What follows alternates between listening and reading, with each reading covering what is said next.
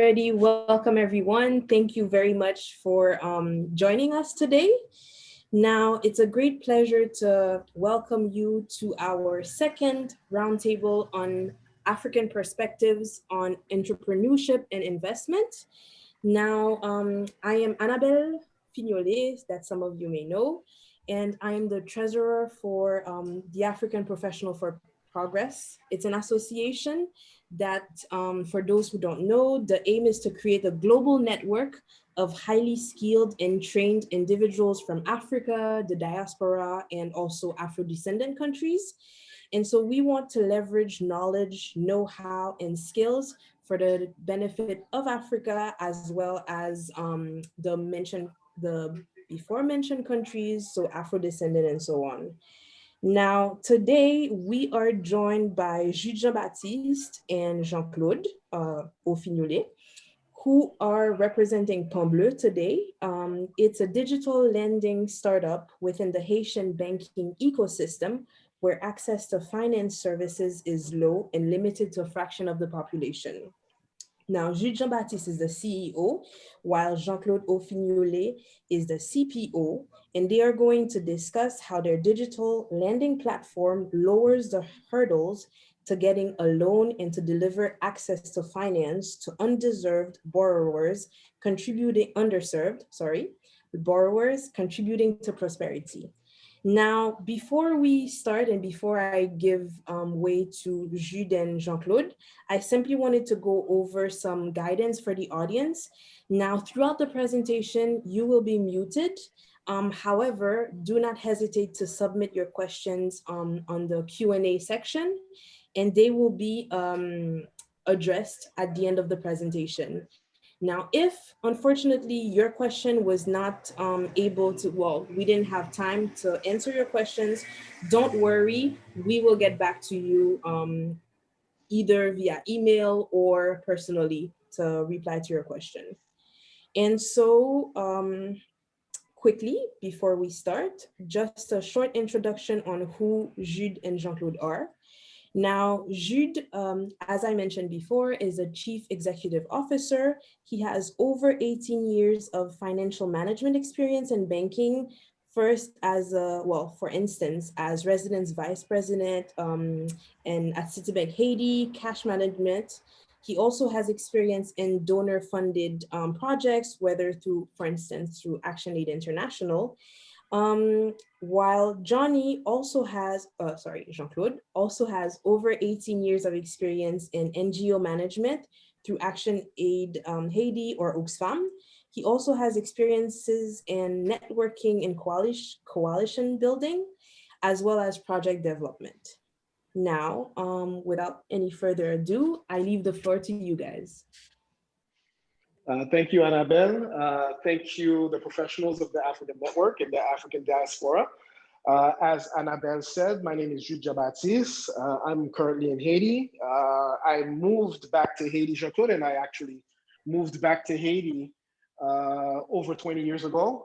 We were of that wave of students who their parents sent them outside the country when the country was in turmoil. We both were educated, me, myself, in St. John University, New York. Jean-Claude went to London. And we both, by coincidence, ended coming back to Haiti together.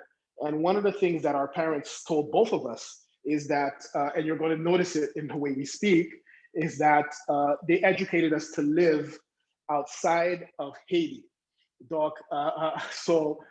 And I'm sure this is going to be probably a resounding theme throughout the people that we're talking to. But both of us always had a love of this country.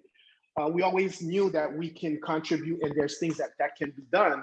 And on my end, the reason why I have a finance background, because I could not understand, I needed to understand what created poverty. What was poverty? Because I grew up in a house that was more or less comfortable, but I kept hearing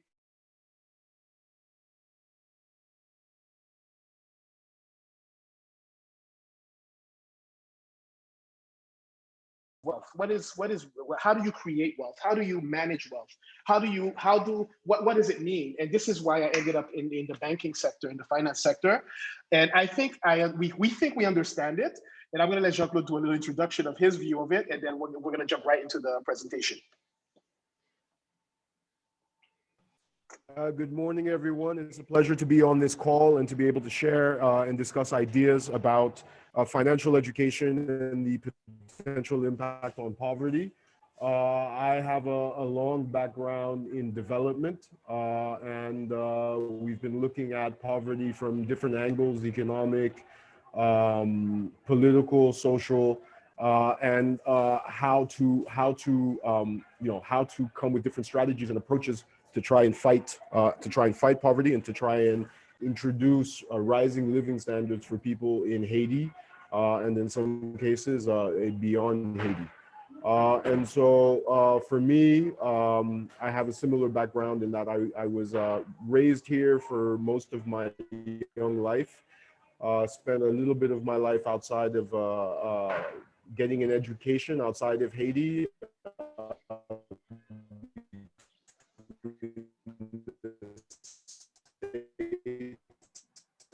And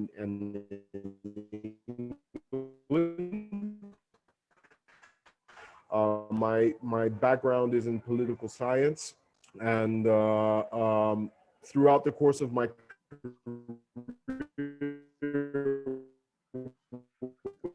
we've come together and see is that poverty is a construct, and it's a construct that's built and imposed and appropriated as well by communities, and that we have to try and rebuild the construct, and that doesn't include political and economic deconstruction and reconstruction, but it's really about the organization of the linkages between the different components to build a chain that is organized in a way to help build and create wealth. And so we believe that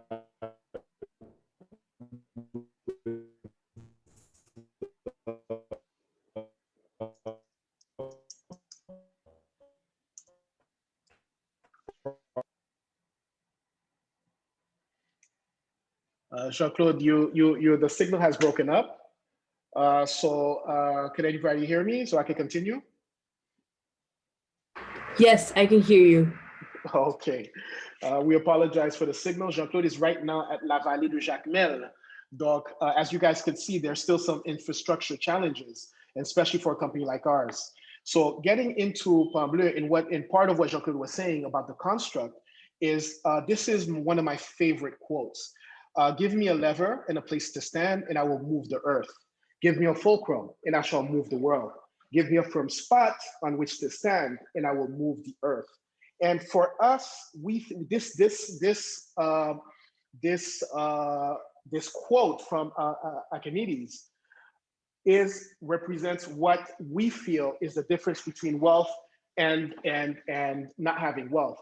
And going to our next slide, the vision of the company, our vision, mission, and purpose is our vision is to facilitate prosperity through the innovative use of knowledge and technology. This is why we're a digital lending startup, and why we think that the world, especially the third world, is ready to move to leapfrog to the next level. Our purpose is to empower people to stay financially ahead, a step ahead in their life and business. And finally, our mission is to leverage all, and that word is going to keep coming back, is leverage. What credit is leverage. So, and it's not only funds that can be leveraged, but part of our mission is to leverage all available knowledge and technologies to provide financial services competitively, which is something that we're able to do now in this modern world, and profitably in Haiti and beyond. We work on building long-term relationships with the interests of all of our stakeholders. Excuse the typo. And this is why we actually have a position that doesn't exist in any other country, any other company, which is Chief Partnership Officer, because we do believe in building partnerships to the point that we've created a corporate executive position who's in charge of building partnerships. And you're going to see it in You're going to see it in the way we function. You're going to get a lot of quotes from us because my father raised me on quotes. These quotes are in Creole.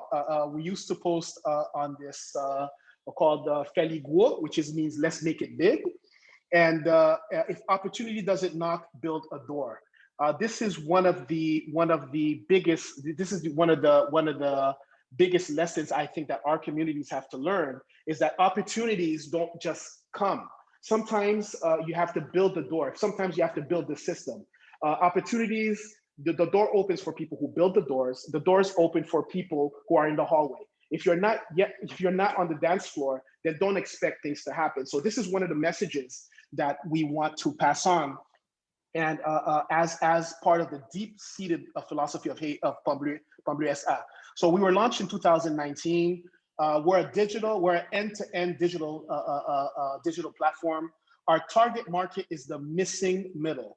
And when we say the missing middle, we're talking about borrowers who are underserved by traditional lenders. There is a misconception in all the markets in the world that once someone has revenue and income, they're automatically better off than someone who is poor. And I'm going to tell you from my experience, we have worked with poor people. And when I say worked with poor people, in Haiti, we have people in the offices where we work that could barely make ends meet, that cannot buy a television, that cannot pay their children's school, and they have a job that pays them every single month. And this is going from the lowest level person to a middle level employee. So you have middle level employees who are making, let's say, the equivalent of $800, $900, $1,000 a month, who could hardly make ends meet because they do not have the opportunity to leverage their income because of the built-in friction built into the banking process. The banking process asks a lot of paperwork, a lot of guarantees, and it's too expensive for the banks to go down to a certain level. Therefore, these professionals cannot leverage their income to have a better life. It's not always necessary to have a better life outside of Haiti. You can have a better life in your country if you can leverage your salary, if you can leverage your income. And actually, that's the only difference we found out between us and the first world country, is that the first world countries permit their citizens to be able to leverage their salaries in order to multiply it. Now, just a little bit of overview of what it looks like on our market. Only 22% of the Haitians population have bank accounts. Only 4% have ever received loans. 70% of the banks are concentrated in the capital. 66% of the population has to ask friends or family to borrow money, and that includes working professionals. That includes people who has a paycheck every month. That includes people who have a source of revenue that comes in every month. And only 14% of residents in Port-au-Prince have a debit or a credit card. Now, what we decided how we do our business is that we built a web app where our clients can access the application via either a desktop version or on their phone. And the reason why we went for a web app as opposed to an app is that, and I'm sure this happens in a lot of the African countries also, the Android phones that are out there have limited memory. So what people usually do, because of all the pictures and the messages that they receive through their WhatsApp, they have a tendency of deleting apps.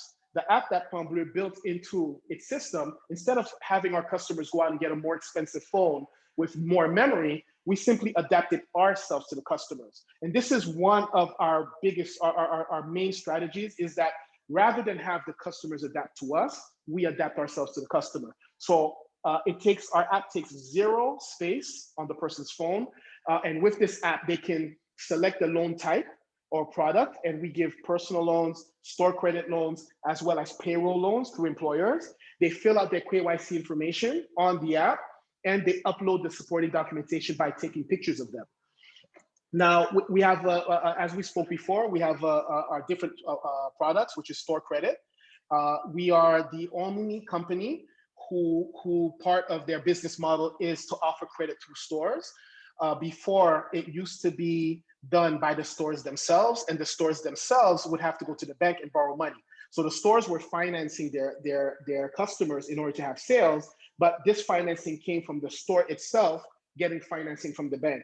And that being said, it put the stores in a position where they would have to pick and choose their clients, because we have one of our, and as an example, we have one of our partners who said that their company, which is one of the biggest retailers in Haiti, almost went bankrupt because of credit.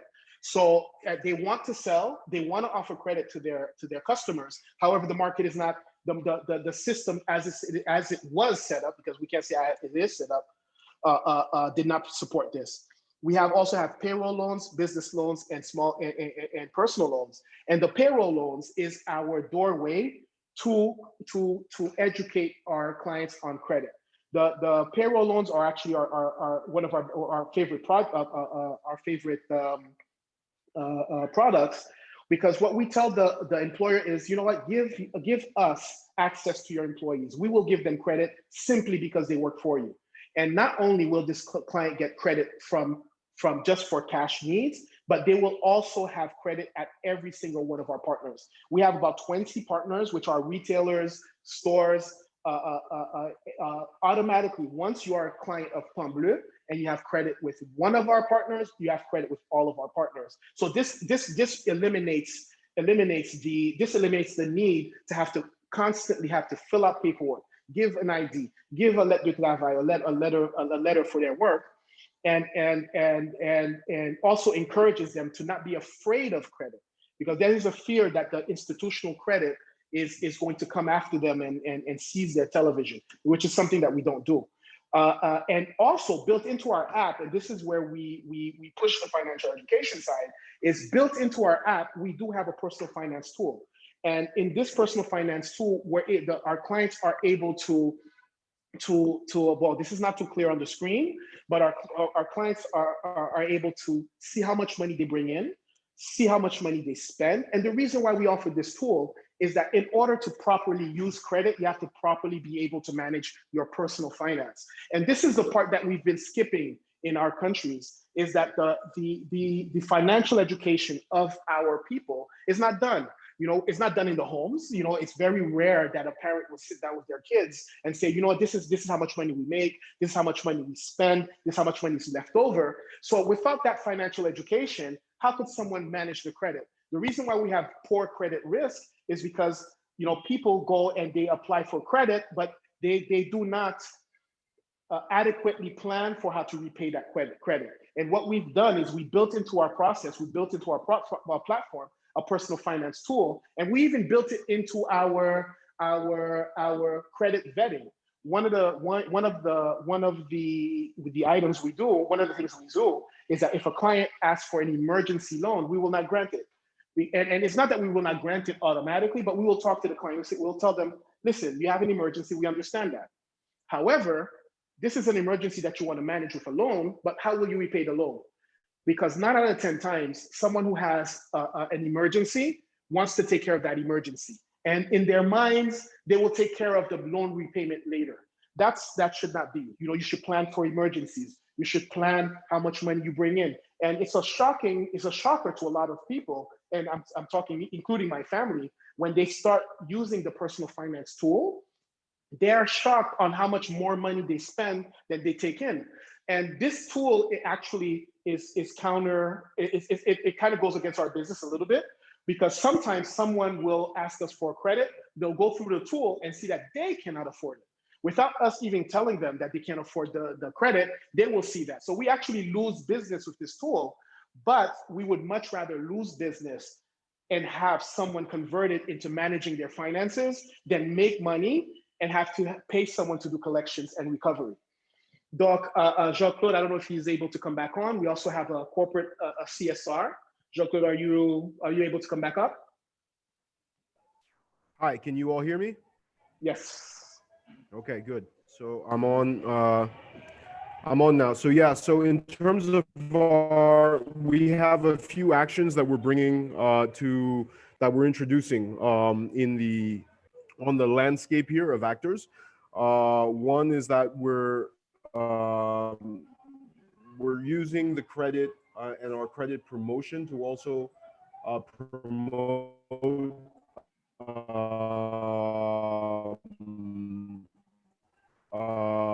actions on the area of the environment. In Haiti, have major problems with deforestation, soil, just globally environmental problems that are wreaking havoc both in rural and in urban areas in Haiti. So one area that we tried to focus on is one of the reasons behind that deforestation is the consumption of charcoal. Most Haitians don't have access to energy for cooking, for their cooking needs, and so they use charcoal by burning wood to make that. And according to studies, we see that 0.28 kilograms is the average daily consumption of charcoal per household in Haiti, and that it takes 6.2 kilograms of charcoal of wood to make 1 kilogram of charcoal. So we're working with a partner organization on a campaign that's called Switch, and the Switch campaign is basically a campaign that encourages workers to invest in propane stoves, and which are produced locally. The way we do it is that we have employers guaranteeing loans for the purchase of those stoves by minimum wage factory workers. Most of them are minimum wage workers, and so we get a very cheap credit product out to them, and they're able to purchase this over 3 months, over 6 months, in some cases a little bit longer. For every 1.74 kilograms of chi wood per household per day, conversion to propane stoves, and in total that means about 634 kilograms per household per year. Summarize. And we're aiming over the course of the first year of this Switch campaign. And we're aiming over the course of the first year of this campaign to reach 20,000 customers. So that would be 634 kilograms per household times 20,000 in our first year. That's the aim that we have with the Switch campaign. We're also working to help with solar conversion, people who are converting to solar power for their homes and their businesses. We're actually looking at helping people get to net zero emissions, and taking advantage of the low maintenance costs and the silent energy production by the solar energy. So we're actually in the process of developing a product. We have been financing solar energy for over 6 months now, but we're looking to make that more accessible to people over the course of the next few months. By providing a product that's tailored exclusively to the solar market. Hello? Yeah, no, Hello? it's perfect. I wanted to point out that maybe you should try turning off the video, but it's good. You did that, so it's fine. Okay. Can you hear me? Yes. Yes. But the Okay. signal Please goes go in ahead. and out. It goes in and out. So that's our actions around the helping promote a cleaner environment. We've also partnered with the Haitian organization, the Haitian Federation to Anti-Cancer Federation in Haiti, which is a foundation which is aiming to fight cancer in children here. And we partnered with them on a virtual fundraiser in May, which allowed fundraisers to donate directly online. I think this is probably a first in the Haitian financial sector.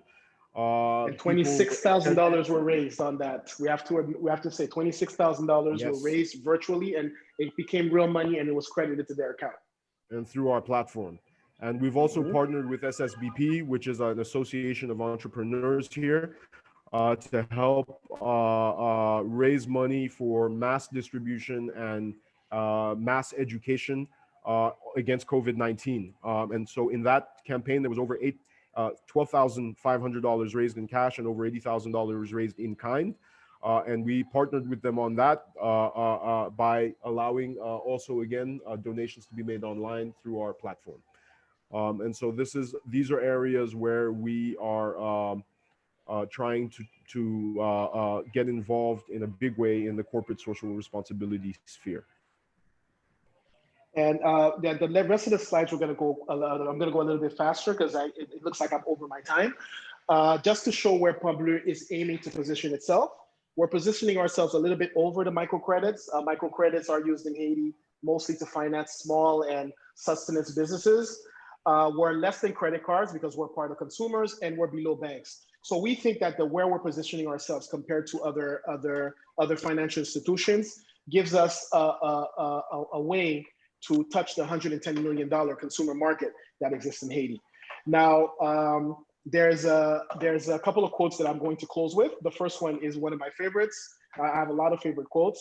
If it doesn't matter how slowly you go, as long as you don't stop. This is from Confucius.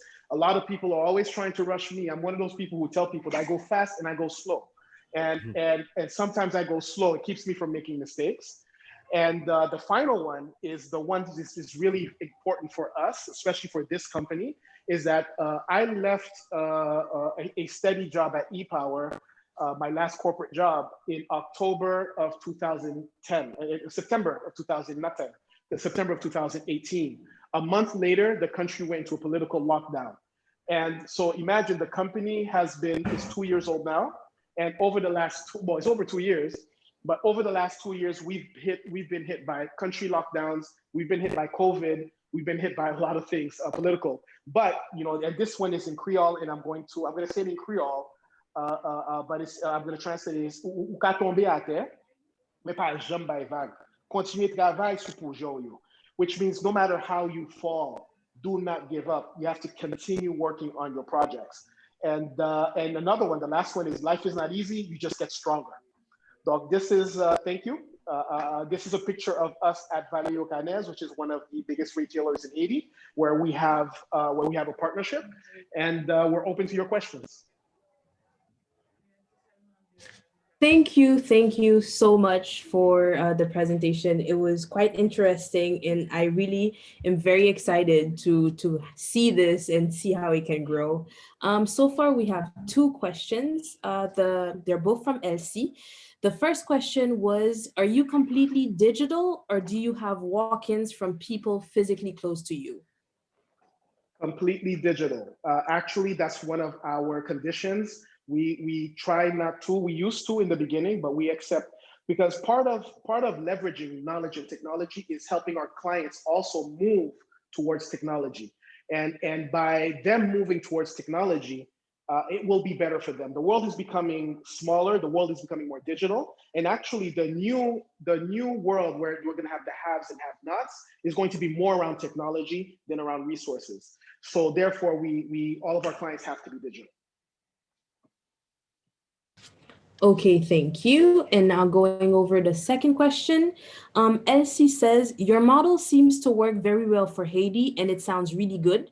Now, I imagine Haiti to be similar to some African communities and have large number of people who do not digitally literate, or earn salaries through formal means, like farmers in the loc, and the like. How does your model cater for such individuals? If such a model is to be exported to such communities, what would be your advice for adaptations? Our first advice for adaptation is always try to adapt to the local reality. And one of the things that we're looking at, because we're actually working on a pilot project for agricultural credit, which is a credit that's a challenge in all over the world, especially in sub-Saharan Africa and in Haiti also. And what my advice would be is talk to the clients, talk to the farmers. I'm going to give you an example. A farmer takes a loan from a bank, and then we ask the farmer to give monthly payments. How is that possible? You plant, it takes 3 months for the harvest to grow, 3 to 6 months, depending on what you're harvesting. And once you harvest, it takes you another 2 to 3 weeks to a month in order for you to be able to sell the products, which means that, and we found this out from talking to the farmers. So our advice is always this: do not assume that you know more than your clients. Your clients will guide you, and I think this is one of the mistakes that, if we look at the traditional lenders are the ones who tell you what to do. And the world is changing. This is why Ant Financial is one of the biggest financial institutions in the world right now. The consumer will tell you how it should be done and how it should adapt to them. Of course, your job, our jobs as professionals, is to improve it. It's to make it work the way it's supposed to work. However, we should always have the humility to listen. That's our advice. I can add a little something to that as well. One of the core components of our growth strategy is based around leveraging partnership. And one of the ways to reach out to clients who may, so for example, rural clients, farmers, small farmers, etc., is by leveraging there are a host of organizations in Haiti that work with farmers, that work with them on their business planning, on their agriculture techniques, etc. And if we can work together with them, there's a way to bring them into the network and gradually grow them towards becoming more digitally active citizens. And that's a core component of our strategy, and it's how we are focused on reaching out, on expanding the net and bringing as many people in as possible.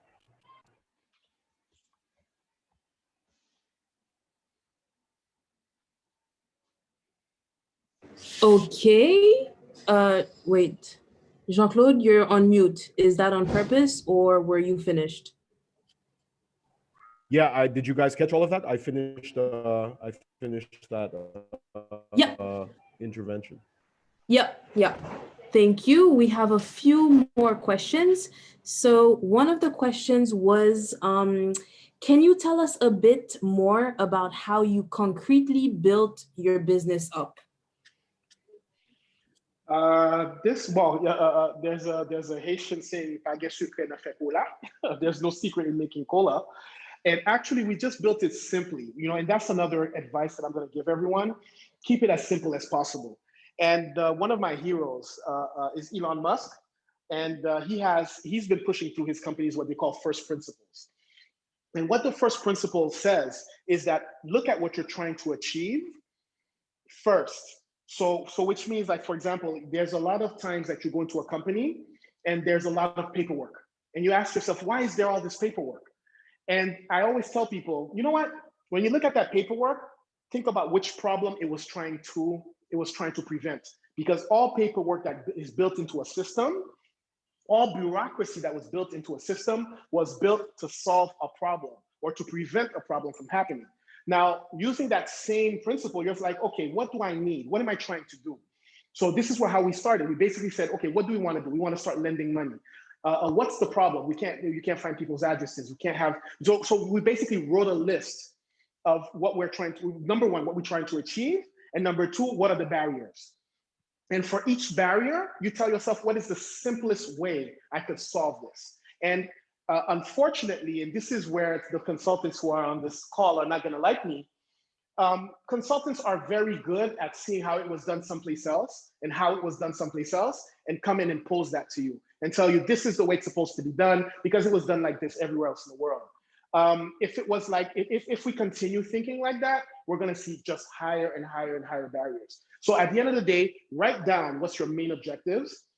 And then from the main objectives, work your way down and say, okay, I want to give credit. What are the barriers to credit? This, that. Okay, now what could we do to do this? What does the law say that we can do? And just break it down to the simplest component, and then start building from there. And another thing I'm going to give you guys as an advice is, and this is another one that consultants are not going to like, that 40, 50, 60-page business plan, throw it out the window.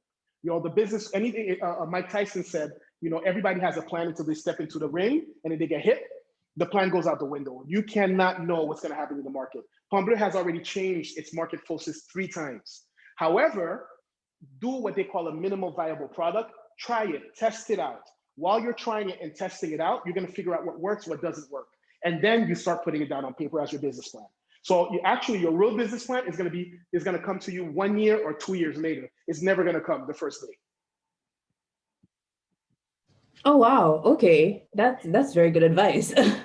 Now, just to bounce back on that question, what would you say, can you give us some of the, a few examples of the difficulties that Paon Bleu had to face in order to set up the platform? Because it's very innovative, right? And you did mention that you're trying to position yourself under credit card, but above microcredits. So what were the difficulties in terms of setting up?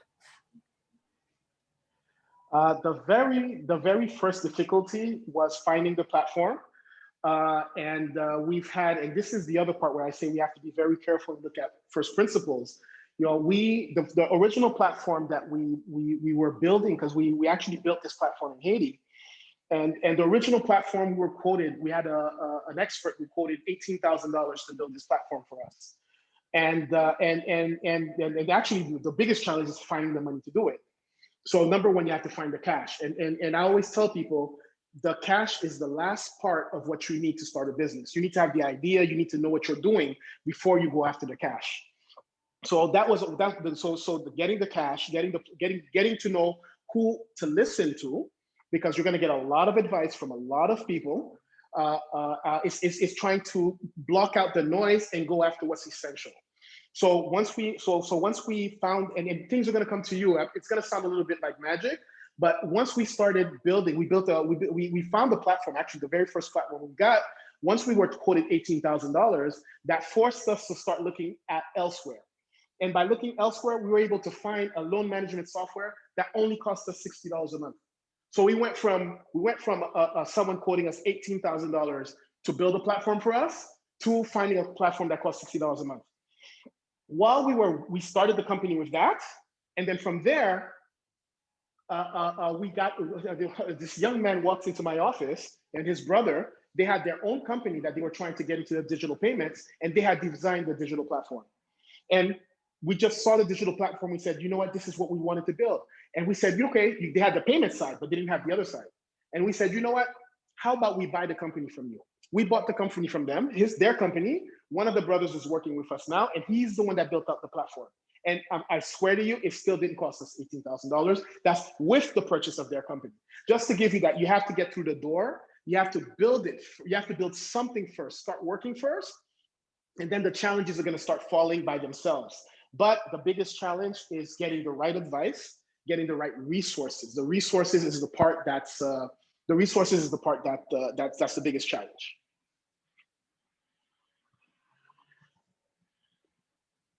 Okay, sorry, I was on mute. We're just gonna go through two more questions, and then afterwards, I think that we can call the webinar to a close. So the first question is, sorry for the background noise. Okay, yeah. So the first question is whether people out of Haiti can invest in the company. I like that question. Not yet. We're working on that, and actually, this is something that every single company should aspire to. We just finished our first financial audit. We're going to have two more audits, the one for 2020 and 2021. And then on our path, we're looking to take the company public. Probably we're going to do it privately first. So that's going to answer your question to yes. Someone outside of Haiti, when we're ready to get more shareholders, they will be able to invest. And then, so keep following us on LinkedIn, keep following us on our social media pages, and keep in contact with Annabelle Fignole. She's going to be aware of what's happening when it's happening. And our advice is, anytime someone starts a company, think about it on an international level. Think about how eventually to structure the company so that the company is internationally potable. And this is what we're doing. So we've done the first audit.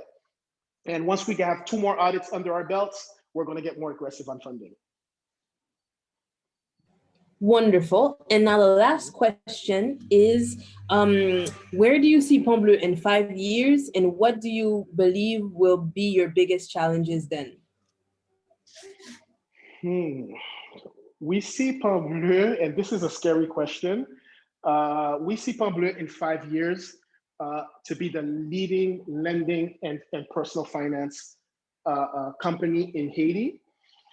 We do have aspirations to work beyond, and we actually built it into our mission and vision statement that we will work in Haiti and beyond. So that's non-negotiable. And the biggest challenge that we're going to have is to fight to become complacent. And what I mean by fighting to become complacent, we've seen it. The difference between a company that's growing and a company that stands still is that the company that's growing is looking for gains. They're fighting, they're hungry, You know, when you're hungry and you're fighting, you're gonna wake up. You wake up at 3 o'clock in the morning with ideas. You get to the office at 6 o'clock in the morning because you're hungry. Once you hit number one and you get comfortable, then that's when things change. And we're fighting to become number one. And once things change, what happens is people start getting lazy. They start getting to the office at 10. Every decision that they make is a decision not to lose, not a decision to gain, but a decision not to lose. So then they start becoming a conservative. No, I'm not going to do this. No, I'm not going to do that. No, let's block this. And then that's when you start blocking your competition. Then you don't have a chief partnership officer. You have a chief competitive officer. So instead of looking for partnerships, you start building a castle around your company and you start attacking other companies. We don't ever want to become that company. We want to stay a company that's competitive, that's always looking towards the future, that's always changing with the tides, because, you know, and that will make things happen. And in all the stories that I've read, there's two stories that always stands out to me. That the personal computer was started by Xerox, and Xerox is not known as a personal computer company. It's Apple and Microsoft, and this is just because they got comfortable. They got comfortable with selling Xerox machines, and they were making so much money from Xerox machines. But tell you what, guys, how many Xerox machines have you guys bought last year? So they were so comfortable, and they were so trying, because they were number one in this, they were so much trying to protect their business that they destroyed their business. And the second one is the digital camera. Everybody knows that story about Kodak. Kodak actually invented the digital camera, and they did not put it out for the same reason. We don't want to become that company. We're going to learn from other people's mistakes. We're going to try as much as possible to keep our staff on their toes in terms of, listen, this is not a 9 to 5. This is a mission, and this is why our mission and vision, if you come to our offices, you know, we have our mission and vision in 3 places in the office. We want our clients, our staff to always be hungry. And we want us to be our own competition. So we want one day, you know, what would be the best day for us is the day that someone comes to us and says, oh, did you hear about this other company? They're called this, that, and the other. And they're doing the same thing as you. And secretly, that's actually one of our companies. So this is where we see ourselves in the next 5 years, is that we do think that we're going to become number one. We are going to be number one in the consumer lending market. And our biggest challenge is not to lose the innovation, the hunger, and the discipline. I trust you guys to do that. Wait. One last question, and really it will be it. How do you concretely stay innovative? I guess the question is, how do you do that concretely? But I think it came when you were discussing about trying to stay on top and trying to stay innovative. And so, yeah, what are your, I guess, the steps that you will try to take in order to ensure that you stay innovative and at the top? This is going to be funny to say this, is that you have to try to not be busy. In order to be innovative, you have to not be busy. If you're too busy, then innovation passes you by. And one of the steps to be innovative is to have time to reflect and have time to pay attention. Remember, we talked about listening to the customers. So you have to have time to listen to the customers. You have to have time to listen to your staff. You have to have time to listen to what's going on in Africa, what's going on in Asia, what's going on in Europe. You have to have that time. And I know it's glorified as an entrepreneur that you have to be busy all the time. And actually the busy entrepreneur, take a look at his business in 5 years. Take a look at his business in 5 years. The real innovation comes from reflection. And I'm going to challenge everyone to say if I'm wrong. The best ideas you've had was when you were doing nothing. When you were in the shower, when you were taking a walk, when you were driving, when you were technically doing nothing is when the best ideas come, which means that you have to set aside time to do nothing. That is a very good point. So thank you again to you, Jude, and to Jean-Claude.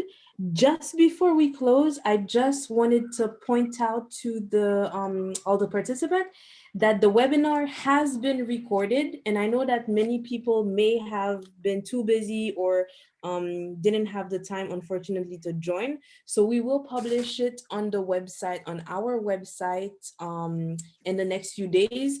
And if also you, even if you have attended, you want to see it again, it will be possible. So do not hesitate to check out our website.